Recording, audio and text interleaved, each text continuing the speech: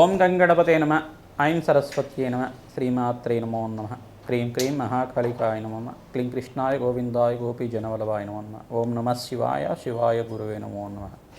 Yeah దేవీ సర్వభూతేషు మాతృరూపేణ సంస్థాః నమస్తస్యై నమస్తస్యై నమస్తస్యై నమో నమ. క్రీం మహాకాళికాయ నమో నమ. ద్రాం దత్తాత్రేయాయ నమో నమ. జై గురు దత్తాత్రేయాయ నమ. యూట్యూబ్ ప్రేక్షకులకి అందరికీ కూడా నమస్కారం అండి. నేను పాలపర్తి గురునాథ శర్మ, జ్యోతిషం వాస్తు సిద్ధాంతిని. మీకంతా కూడా ఈ యొక్క గోచార ఫలితాలంతా కూడా విశ్లేషణ చేయడం జరుగుతుంది. గ్రహాల యొక్క స్థితిగతి, కలయిక, వాటి ప్రభావం అంతా కూడా వివిధ రాశుల వాళ్ళకి, మేషాది ద్వాదశ రాశుల వాళ్ళకి ఎటువంటి ప్రభావం చూపిస్తుంది, వాటి ప్రభావం వల్ల అదృష్ట యోగం ఏ రకంగా వస్తుంది, అష్టైశ్వర ప్రాప్తి ఏ రకంగా వస్తుంది. ప్రధానంగా చూసుకుంటే ఈరోజు మనం చెప్పబోయే విషయం ఏంటిదంటే, ప్రధానంగా శుక్రుడి యొక్క మార్పు, నవంబర్ నెల మాస ఫలితాల్లో భాగంగా శుక్రుడి మార్పు అంతా కూడా ఏ రకంగా మేషాది ద్వాదశ రాశుల వాళ్ళకి ఫలితాలంతా కూడా తెప్పడం జరుగుతుంది. ప్రధానంగా గ్రహస్థితి అంతా కూడా చూసుకుంటే మీనరాశిలో శనీశ్వరుడి సంచారం జరుగుతుంది. కుంభరాశిలో అంతా కూడా రాహు సంచారం, ఈ యొక్క కేతు సంచారం అంతా కూడా సింహరాశిలో సంచారం జరుగుతుంది. ఈ యొక్క రవి బుధ ఆదిత్య యోగంలో అంతా కూడా ప్రధానంగా చూసుకుంటే రవి యొక్క సంచారం అంతా కూడా ఈ యొక్క తులారాశిలో సంచారం జరుగుతుంది. మరియు ఇక్కడ చూసుకుంటే బుధుడంతా కూడా ఈ యొక్క వృశ్చిక రాశిలో సంచారం జరుగుతుంది. అంగారకుడి సంచారం కూడా వృశ్చిక రాశిలో సంచారం జరుగుతుంది. ప్రధానంగా చూసుకుంటే శుక్రుడి సంచారం అంతా కూడా ఇక్కడ కన్యా రాశిలో సంచారం చేస్తున్న శుక్రుడు భగవానుడు అంతా కూడా నవంబర్ 3వ తారీఖు రోజునంతా కూడా నీచ స్థానం నుంచి తన స్వక్షేత్రమైన తులారాశికి ప్రవేశం చేస్తున్నాడు. తన స్వక్షేత్రమైన తులారాశిలో ప్రవేశం చేసిన శుక్ర భగవానుడు అంతా కూడా రవితో పాటు, అంటే సూర్య భగవానుడితో పాటు కలయికతో ఉంటాడన్నమాట. 18వ తారీఖు దాకా జరుగుతుంది ఈ యొక్క గ్రహ గోచారం అంతా కూడా. ఈ యొక్క ఫలితాలంతా కూడా చూసుకుంటే శుక్ర భగవానుడు ప్రధానంగా నీచ స్థానం నుంచి బయటపడి తన సొంత ఇల్లైన తులారాశిలో ప్రవేశం చేయడం వల్ల అఖండమైన అష్టైశ్వర ప్రాప్తి కలగడానికి ఆస్కారం ఉంటుంది. మేషాది ద్వాదశ రాశుల వాళ్ళకి వాళ్ళ జాతకరీత్యా గ్రహబలం ఏ రకంగా ఉన్నప్పటికీ కూడా గోచార రీత్యా యొక్క గ్రహాల యొక్క స్థితిగతి వల్ల వాళ్ళకంతా కూడా వ్యాపారంలో మార్పులు జరగడానికి కానీ, అదృష్ట యోగం కలిసి రావడానికి కానీ, ఆకస్మిక ధనాభం సిద్ధించడానికి కానీ ప్రధానంగా శుక్రుడి యొక్క గోచార ఫలితాలంతా కూడా విశేషంగా చెప్పడం జరుగుతుంది.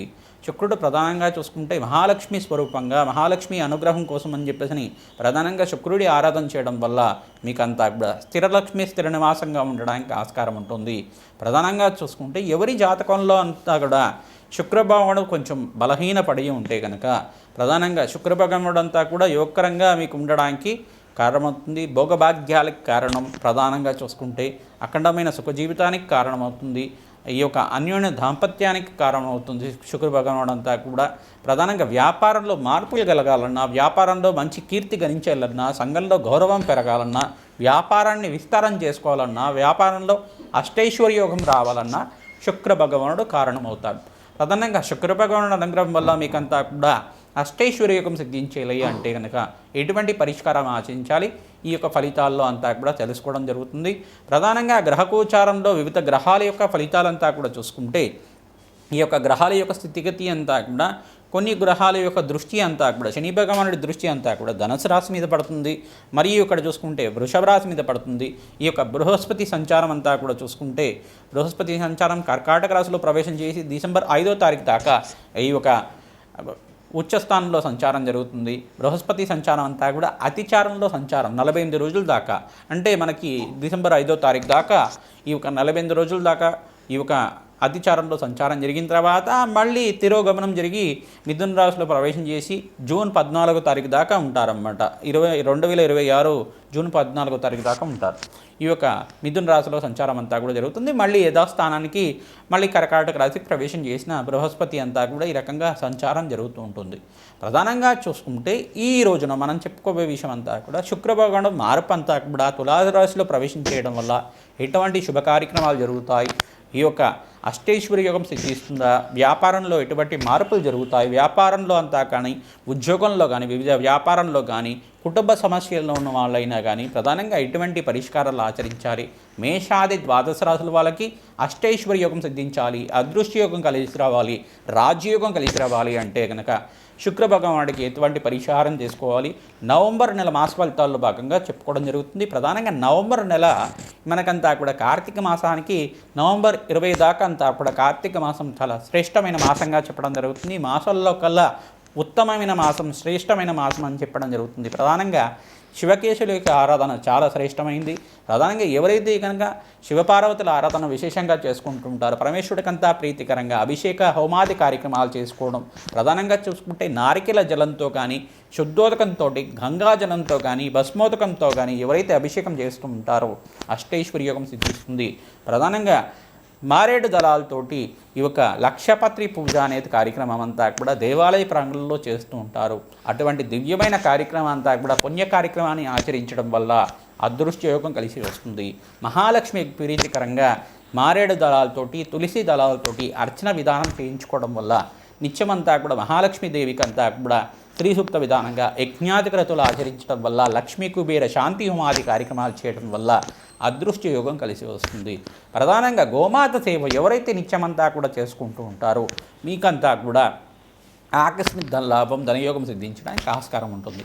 మేషాది ద్వాదశ రాశుల వాళ్ళకి గోచారీత్యా శుక్రుడి మార్పు వల్ల ఎటువంటి ఫలితాలు వస్తాయో తెలుసుకుందాం. వృశ్చిక రాశి జాతకులకి నవంబర్ నెల మాస ఫలితాల్లో భాగంగా శుక్రుడి యొక్క మార్పు వలన ఎటువంటి ఫలితాలు వస్తున్నాయి. ప్రధానంగా బృహస్పతి మార్పు అంతా కూడా ఉచ్చస్థానంలో సంచారం చేయడం, అతిచారంలో మార్పు చెందడం వల్ల ఎటువంటి పుణ్య ఫలితాలు పొందుతూ ఉంటారో తెలుసుకోవడం జరుగుతుంది.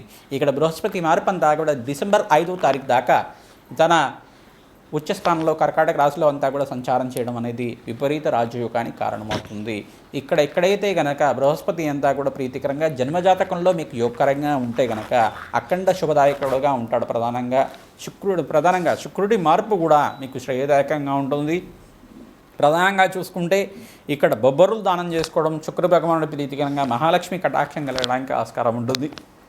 జన్మజాతకంలో కనుక బృహస్పతి పాపగ్రహంతో కనుక కలిసి ఉంటే, దుస్థానంలో కనుక ఉంటే, బలహీనంగా ఉంటే కనుక ప్రధానంగా బృహస్పతికి ప్రీతికరంగా శనగలు దానం చేసుకోవడం, దత్తాత్రేయ స్వామివారి చరిత్రని పారాయణం చేసుకోవడం, శివపార్వతుల ప్రీతికరంగా కళ్యాణం చేయించడం వల్ల అదృష్టయోగం కలిసి వస్తుంది. వృశ్చిక రాశి జాతకులకి వివాహాది శుభకార్యాలు కలగడానికి ఆస్కారం ఉంటుంది. ప్రధానంగా బృహస్పతి యొక్క ప్రీతికరంగా దత్తాత్రేయ శాంతి హోమాది కార్యక్రమాలు ఆచరించడం వల్ల మాసాంతంలో విశేషమైన ఆకస్మిక ధనలాభం అంతా కూడా లభించడానికి ఆస్కారం ఉంటుంది. వ్యాపారంలో మార్పులు కలగడానికి, స్థానచలనం కూడా కలగడానికి ఆస్కారం ఉంటుంది. ప్రధానంగా స్వల్పంగా అనారోగ్య సూచన అంతా కూడా చెప్పడం జరుగుతుంది. కావున సూర్యనారాయణ స్వామి ప్రీతికరంగా గోధుమలు దానం చేసుకోవడం, ఈ యొక్క శని భగవాను ప్రీతికరంగా నల్లనములు దానం చేసుకోవడం, అంగారకుడు ప్రీతికరంగా సుబ్రహ్మణ్య స్వామి కళ్యాణం ఆచరించడం, సుబ్రహ్మణ్య స్వామి వారికి నారికేల జలంతో, చెరుకు రసంతో, ఆవు పాలతోటి మరియు దానిమ్మ పళ్ళ రసంతో అభిషేకాది కార్యక్రమాలు చేయించుకోవడం వల్ల మీకంతా కూడా శ్రేయదాయకంగా ఉంటుంది. అదృష్టయోగం కలిసి వస్తుంది. జన్మ జాతకమే ప్రధానమైన జాతకంగా ఉంటుంది. కావున జన్మ జాతకాన్ని మా యొక్క ఫోన్ నెంబర్కి మీరంతా కూడా వాట్సాప్ చేసి అపాయింట్మెంట్ తీసుకొని జన్మజాతకాన్ని విశ్లేషణ చేయించుకోవడం వల్ల అదృష్టయోగం కలిసి వస్తుంది. అఖండ లాభాలు సిద్ధించడానికి ఆస్కారం ఉంటుంది. ప్రతినిత్యం కూడా మహాలక్ష్మి ప్రీతికరంగా శ్రీసూక్త పారాయణ, శ్రీసూక్త హోమాది కార్యక్రమాలు అంతా కూడా ఆచరించడం, విశేషమైన హోమాలంతా కూడా తామర పూలతోటి విశేషమైన హోమాలు, తేనెతోటి ఆ యొక్క విశేషమైన మూలమంత్రాలతోటి యజ్ఞాధికరితులు ఆచరించుకోవడం వల్ల రాజయోగం సిద్ధిస్తుంది. మీకంతా కూడా అదృష్టయోగం కలిసి రావాలి, వ్యాపారంలో లాభాలు గణించేయాలి అంటే కనుక రాజశ్యామల యజ్ఞాధికరతులు మాతంగేశ్వరి ప్రీతికరంగా ఆచరించడం వల్ల మీకంతా కూడా లాభాలు గణించడానికి ఆస్కారం ఉంటుంది. మహాలక్ష్మి ప్రీతికరంగా ఈ మాసంలో ఎవరైతే కనుక వత్సదానం చేస్తారో, ఈ యొక్క జపాలు అంతా కూడా ఆచరిస్తారో మీకంతా కూడా అదృష్టయోగం కలిసి వస్తుంది. శుక్రుడికి, బృహస్పతికి, సూర్య భగవానుడికి, శని భగవానుడికి జపహోమాతి కార్యక్రమాలు ఆచరించాలి. తద్వారా జన్మజాతకంలో ఉండే సకల గ్రహదోష నివారణ కలుగుతుంది. అదృష్టయోగం కలిసి వస్తుంది. వ్యాపారంలో మార్పులు కలగడానికి ఆస్కారం ఉంటుంది. స్త్రీలకు విశేషంగా మాసాంతంలో విశేషమైన అదృష్టయోగం కలిసి రావడానికి ఆస్కారం ఉంటుంది. ప్రతినిత్యం కూడా ఓం నమో భగవతే అరుణాచలేశ్వరాయ నమః నామాని జపాన్ని ఆచరించండి. పుణ్యక్షేత్ర దర్శనాలు చేసుకోండి. శివపార్వతుల కళ్యాణాన్ని ఆచరించండి. కార్తీక మాసంలో దీపదానం చేయండి. భక్తిగా శ్రద్ధగా దీపాన్ని వెలిగించండి. అదృష్టయోగం కలిసి వస్తుంది. శ్రీమాత్రే